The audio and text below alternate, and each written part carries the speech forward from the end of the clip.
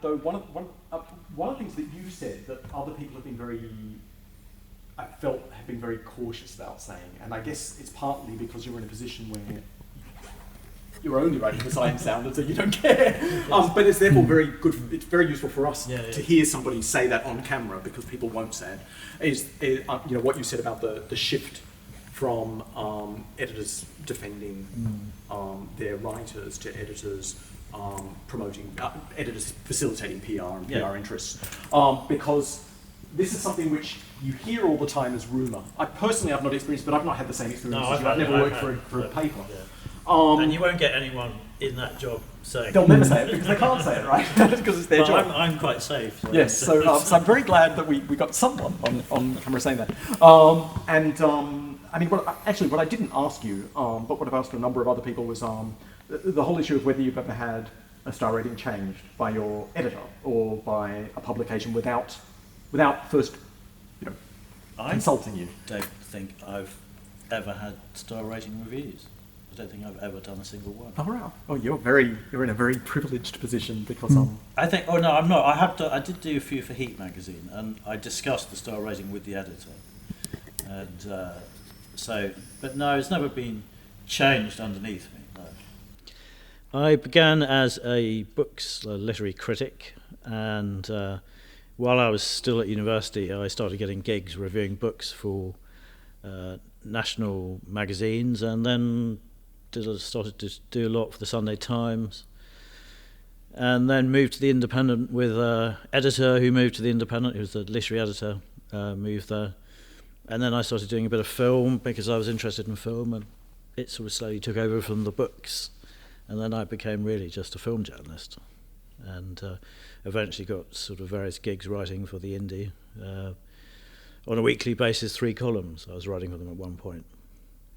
And I mean, obviously I know the answer to this question, but may I ask, do you make a living from it, or do you have a day job? I'm sort of shifting out of film journalism at the moment. I've written a book which has been successful on a subject of ghost stories and my childhood obsession with ghost stories and what was all that about.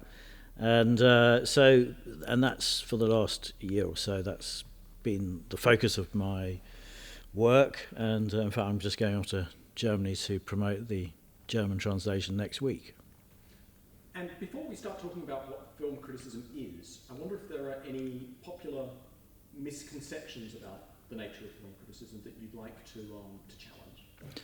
Well, the main one is that critics are the enemies of artists, and that you can't be a critic and an artist. And this is obviously, anyone who knows about the French New Wave knows that a lot of people started off as critics and became artists. In fact, I was selling short stories when I was 14, 15, 16 to national anthologies. So I actually started off as a writer.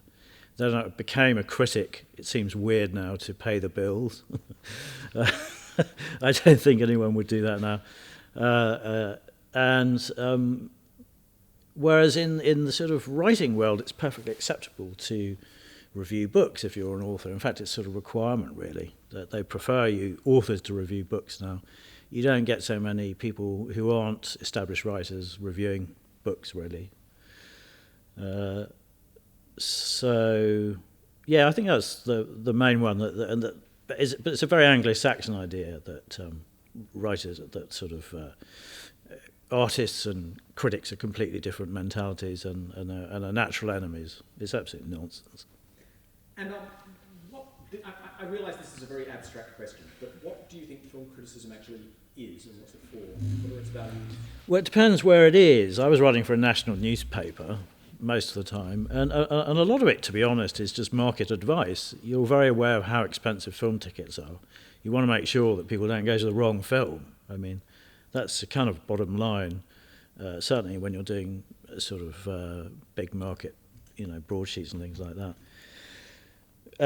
If you're running for something like Sight and Sound, it's a little bit more specialist, and you're sort of giving it much more of a sort of artistic assessment, how it's going to sit in. If you accept the idea of the canon, how it will sit in a canon of film, and it's not so much about whether you're going to be wasting your money going, spending 18 quid in Leicester Square to go and see it. It's more about, is this a film that's going to last in some senses? And does that accord with something like the distinction that some people draw between like a film reviewer and a film critic? Is that sort of something like this? Yeah, there's a very specific French idea of the critic, which I think, which I sort of identify a bit more with than the idea of a reviewer, which has become a bit more of a fanboy thing. I mean, the big introduction of the internet and American culture is the fanboy critic, who sort of also end up becoming friends with the filmmakers and become at a certain point totally compromised and won't accept this fact that they're both fans and critics at the same time. And you get this problem in a lot of genre film, as I'm sure you know, and a lot of partisan political behaviour within sort of genre. Well, okay, so let's sort of get down to the nuts and bolts of what you do. If you've seen the film, you've had the experience of watching the film, and you have the blank page or the blank screen in front of you. What sort of things are you dealing with in constructing your review? Like, what are the different aspects of the film critic's art? Well, I've been, I consider myself formally trained as a film critic insofar as I will look at all the technical stuff. That's partly because I worked on a trade paper for a while. So I will obviously look at the lighting, the cinematography, the script. It's not just about how I feel about it. It's actually objectively what is actually there. The classic mistake amateur critics make is that just because you like it, it means it's good. It's not the case at all. You can like films which are bad, but it doesn't matter. But you have to just work out. Well, you have to have a sort of baseline of whether it's technically proficient and whether it's doing what it's set out to do. I think that's a very important point. Is a film fulfilling its own remit? Is it doing what it says it's going to do? And so you can't. The other classic mistake amateurs make is, this should have been a different kind of film. Well, that's just ridiculous. Has the filmmaker succeeded in his mission, in his point? Has he done what he said he's going to do? And you sort of, I think the emphasis on that last response was largely on evaluation. I mean, the question's not just you drew a distinction between the critic liking or disliking a film and the establishment of whether a film is good or not. And all of this, I guess, would come under the rubric of evaluation and the evaluative part of criticism. How important in all of this do you think a system of star ratings or thumbs up, thumbs down is? I mean, is that deleterious to serious criticism, or is that just another part? Well, I feel really sort of divided about it. I mean, personally, as a critic, I hate stars and I hate star system, nearly always because you want to give something a half a star. And also, it also reveals the horrible truth about most of the films that get theatrical release in this country, is that nearly all of them are 3-star movies, and this is the great bane of the life of any film critic. There was a point I was seeing every single movie that was coming out, 14 films a week, and you realise they're all quite good, but this just is infuriating as a critic. You almost either want them to be really bad or really good, but because of the way the market is arranged, you often get quite a lot of quite good films coming out. So the reality is most films are 3 stars out of 5. And I do, and again, are you giving it for artistic worth or for marketing worth, whether they're value for money if you go and see them? What are you actually giving them stars for? And I think personally, I think stars are more for marketers than anyone else. And I think that marketers would be very disappointed to hear you say. Editors love them, newspaper bosses love them, because it sort of pins things down. And most critics don't, for really honest reasons, not for being airy-fairy, just feel that it's a very crude way of saying it, because it could be a 5-star movie right up to the last 10 minutes, and then is suddenly a 2-star movie. And so then what do you give it? Or maybe some elements of it are 5-star and some elements are not. Maybe it has a fantastic soundtrack. You know, how do you unpick all that? Well, I completely agree, but it's funny though, because when you say that most films are 3-star, with which I also completely agree, that's precisely what marketers don't want to hear, because from their point of view, the only thing that has value is 5 or 4 stars. Nothing else is ever going to get used by them, and they've wasted their investment. Well, marketers want everything to be the same, really, and I found this when I've done a bit of marketing material. I've written marketing material myself, and at one point in my distant youth, I was writing blurb for the British Airways in-flight magazine, and I was having these terrible problems with all these perfume houses, because they wanted to say this scent is fresh but old-fashioned. It's masculine but feminine, and it was like they wanted to be both things, all things at once. So basically there's a sort of always this imperative in marketing to make a consistent product and to make everything consistently quite good. Changing to sort of new media and the kind of the role of film criticism in a changing media landscape. How has film criticism changed since you started in it? Like, how has the business changed? Well, I mean, just the sheer length available to you has been endlessly trimmed. And then there was a sort of, I remember, because I've been doing this for 20, 25 years now, there was a point about 10, 12 years ago where your editor, your line editor, the arts editor or whoever, would always stick up for you against the PRs. And then there was a moment when they stopped doing that because in the end, access to the stars was more important to the paper than your review. And so suddenly the support from your editors vanished. And after that, after that sort of deal with the devil, the whole future of film criticism was really in a lot of doubt, because they wanted the advertising revenue from the companies and the film companies or whatever, and in the end that was more important. Do you think now that new media, like, I don't just mean social media, but also things like aggregators like Rotten Tomatoes or Metacritic, and also blogs and podcasts and YouTube channels and this sort of stuff, has all of that been helpful or harmful to film criticism? I think those aggregators are great, because they nearly always, you realise that many people like it as don't like it, and it's sort of really nailed that idea that there's a sort of a consensus, and it makes you realise, in fact, I just want to track down critics who I like, and there's no point shopping around, because for as many reviews pro something, there's as many anti it. So where does that leave criticism? You know, in the end, you have to identify a critic you like and stick with them, because what it means is you begin to learn their foibles and their weaknesses and the things they like too much and the things they don't like enough, and then you can compensate for that in your own head. Whereas if you're just endlessly taking aggregates, you can't make those very important little qualifications to a critic's sensibility. You need to find one critic you really like, or maybe two or three, and it's just pointless. And for me, that's what I like about Rotten Tomatoes, is it shows the whole foolishness of this massive amount of noise on the internet. You have to find one voice of refinement that you can relate to and trust them.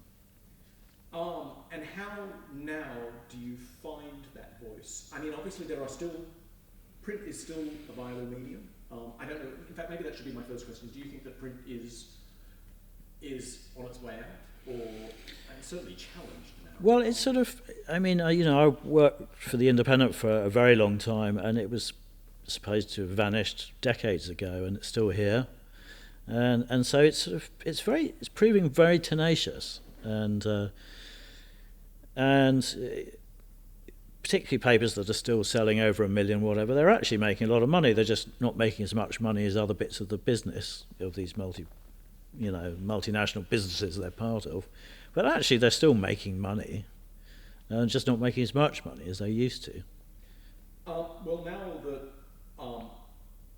there's less, let's say, paid film criticism on in-print appearing on jobs. I think, by the way, Rupert Murdoch said that there would be, of the print media, there would be just the Guardian and the Daily Mail would be left at one point. Although he suddenly remembered he owned a newspaper and said, "Oh, and the Times." And I thought, but actually, yeah, I can see that there are basically only two print newspapers being the Guardian and the Daily Mail. I could see that scenario. Yeah. It's fine. But what future do you see for the professional film criticism in a landscape where you have diminishing availability of space within papers for film critics? Well, there's this sort of double whammy, as I said, about 12 years ago, where editors stopped supporting their own members of staff against powerful PR interests. So there was that, and also the whole internet wobble. They thought, well, anyone can review a film, can't they? And there was this belief that when it was around for about 5 key years, when there was all this bloodletting. And now, of course, it's quite obvious that not everyone can review films, and you also have to be quite a good writer. No one wants to read a bad writer, whether they're reviewing or not reviewing. So, well, I don't know. Does the authority of the, let's say, the professional paid critic come from the fact that someone has thought they were worthy to be paid? Is that? I think it kind of does. I think that is a sort of bottom line, that they have been, people's arses are on the line and they've had to hire the right person. A lot of thought's gone into it. I mean, I've been told by friends who are in small distributors that there's only one critic who really makes a difference, and that's whoever happens to be in The Guardian. And they're the one that can give a bit of boost, particularly to small films. But otherwise, I'm not that sure that film criticism makes a huge difference. And I think that people are sampling at least 3 or 4 sources and making an aggregate in their own heads.